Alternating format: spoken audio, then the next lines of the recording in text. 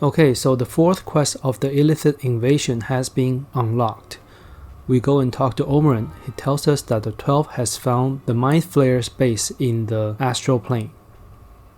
So we're going to talk to the 12th representative, Viren, to get and enter the quest.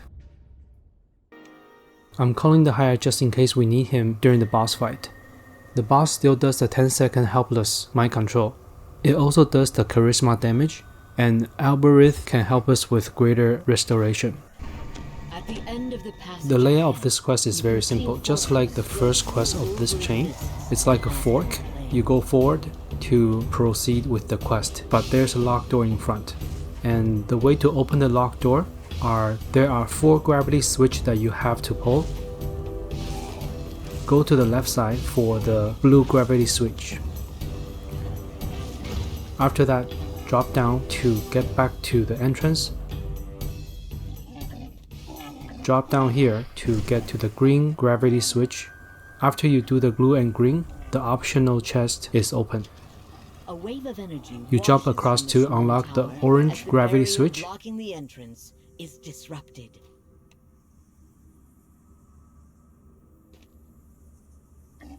The lever activates. And then drop, go back to the entrance, jump to the right side, and right next to that building is the red gravity switch.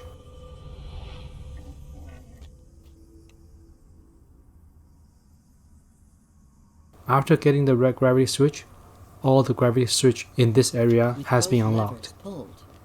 We go around to get into this building. This is where the first optional chest is.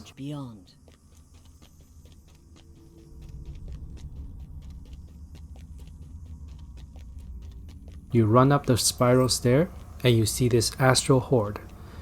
This just looks super suspicious. You know that's a mimic. Click on him to engage. This is a very long fight because the mimic is very tanky. I'm having trouble soloing this in Reaper 1, so I'm doing this quest in Elite if I want to solo.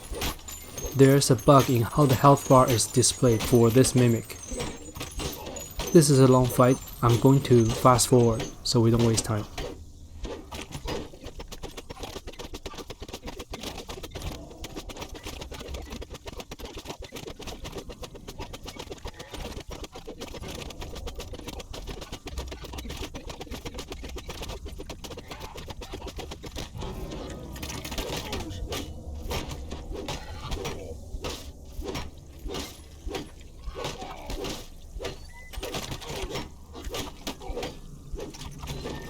Final rattle, the mimic falls lifeless to the floor. After the mimic is dead, you can access the chest. This chest can drop cards. And then we make our way downstairs.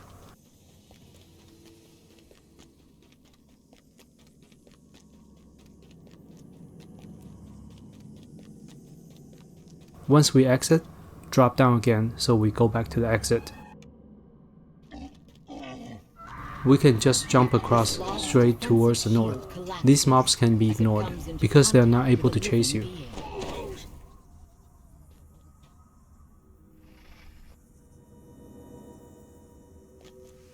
Now that we have the red and orange gravity switch pulled, we can enter this door. The room ahead spawns 4 blue slats at each corner and 2 caster slats blocking your way.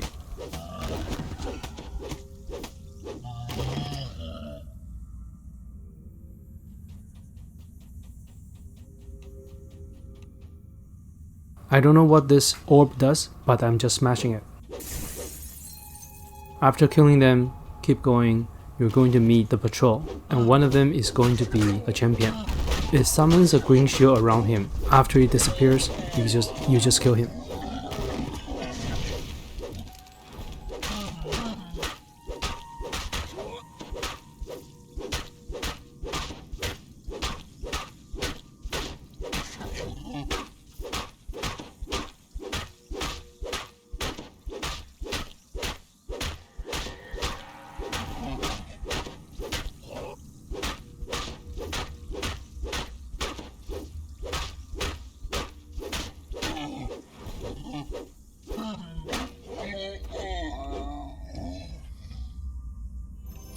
To the left of here, up the stair, is the only shrine in this quest. This seems like a safe place to rest and recover.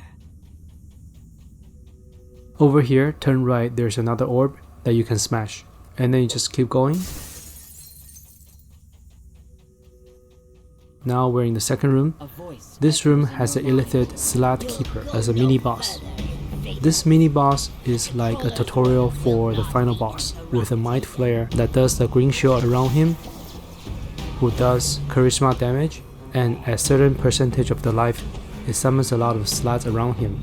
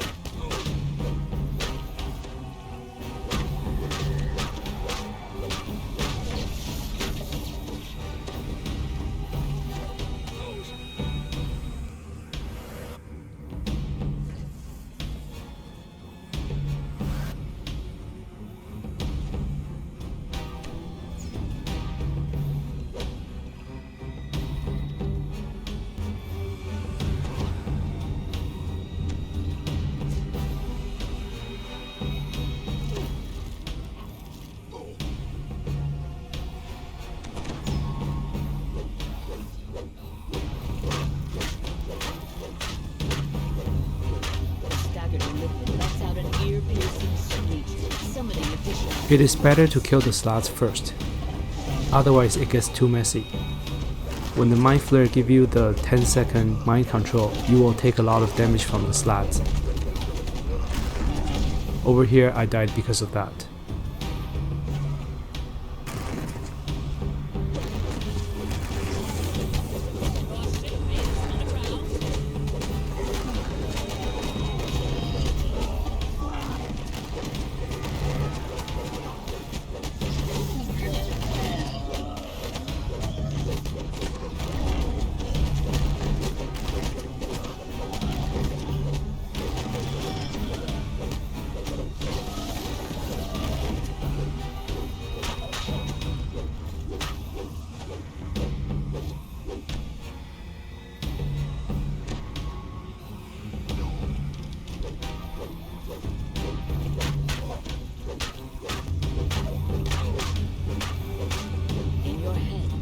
The Illithid's final projected warning.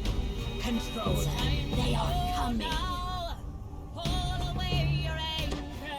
After the Mind Flare is dead, we enter the second area where you have to jump around. Now we enter the second area for anti-gravity jumps. This area has a very similar layout to the first portion of the quest. It's like a fork. You go forward to get to the boss, but you need to get 2 crests first. In this area, there is also an optional chest, which is pretty easy to get, but you need to be able to unlock the chest. Once I enter, I jump to the left and ignore all the mobs to go to the left and grab the Octopus crest.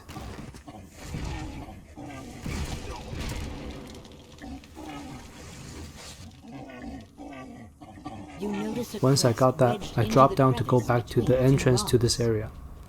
And then I jump over to the right side, once again ignoring all the mobs.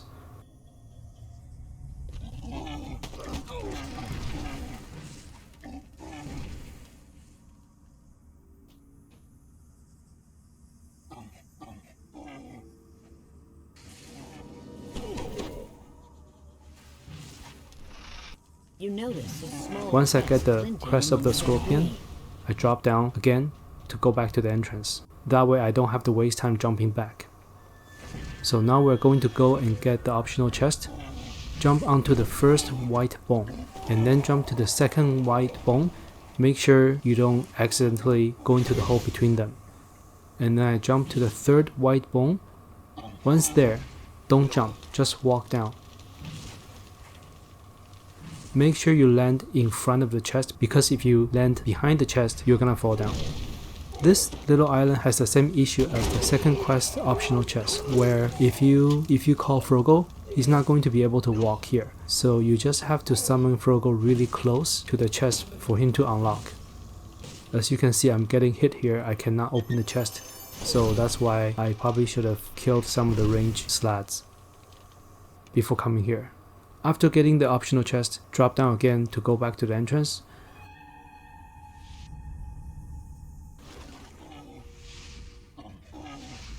This time, go straight and socket the crest to enter the boss area.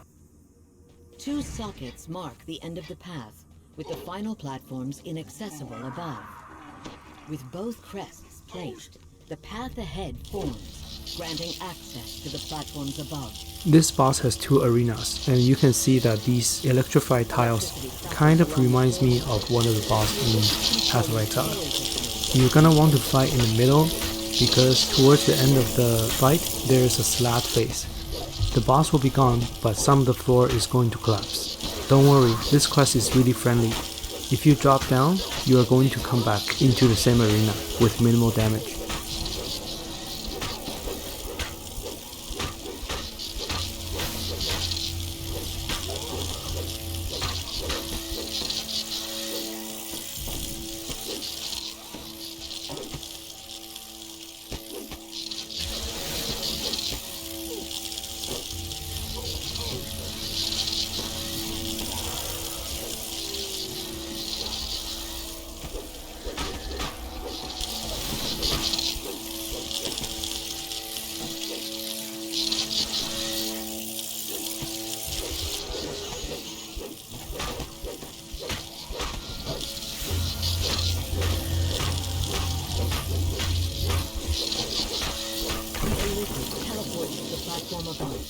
Its tentacles quivering in what might be a ladder. The lower platforms shudder as sections of the floor give way.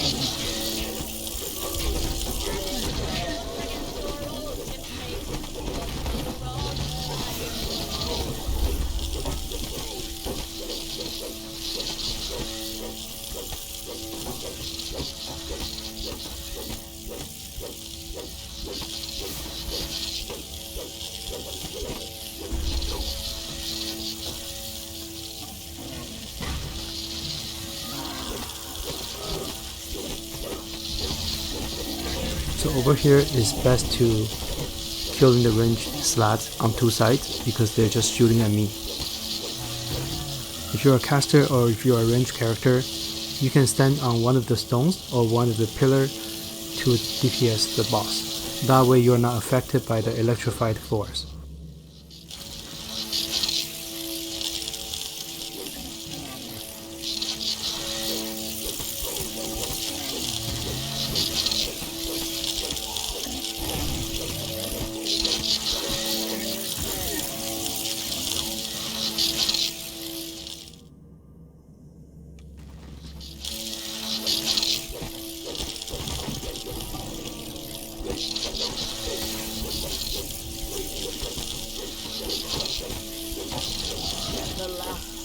Falls and sections of the damaged walls crumble, revealing a path to the upper flank.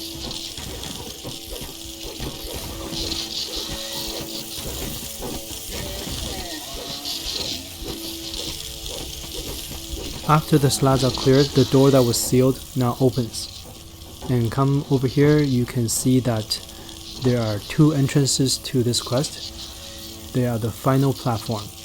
And to get to it, you go from the side. Don't jump here, just drop down and then look up to line up yourself. Make sure you don't hit the ceiling. And you jump straight up to the entrance without going around.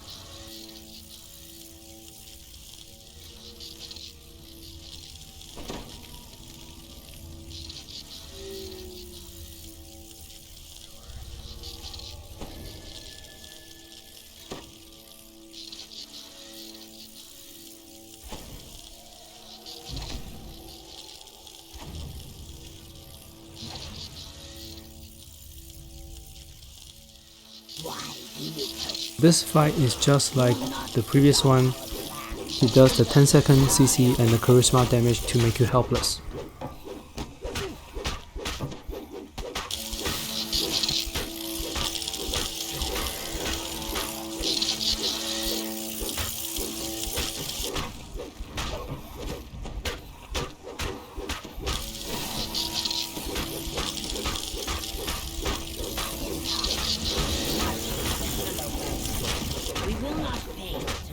So once it enters the slot phase, make sure you kill all the slots first. I actually didn't kill the slots first, and then I died.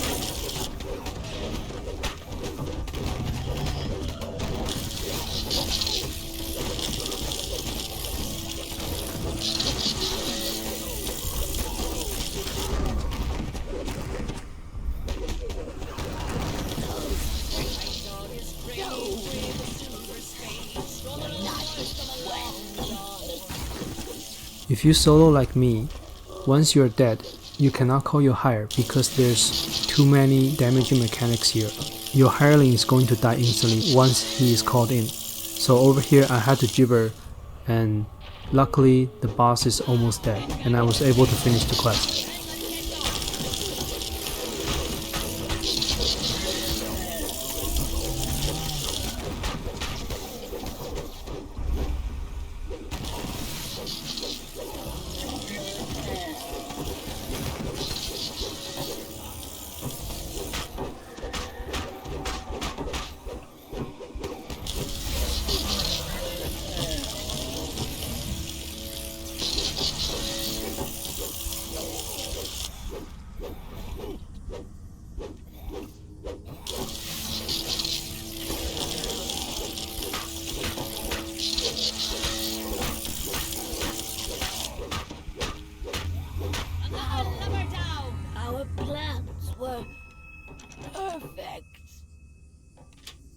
You've defeated the Illithids who plan to invade Eberron.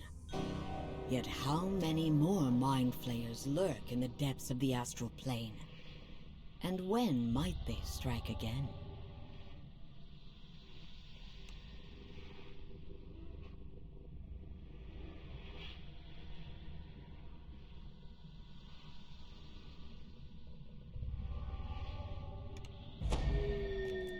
Back from the depths, are ya?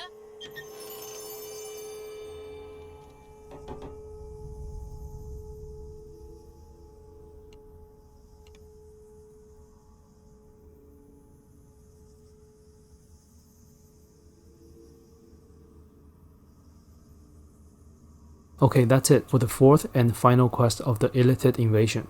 Once you exit, you're going to notice that the color of the sky has been changed back to normal.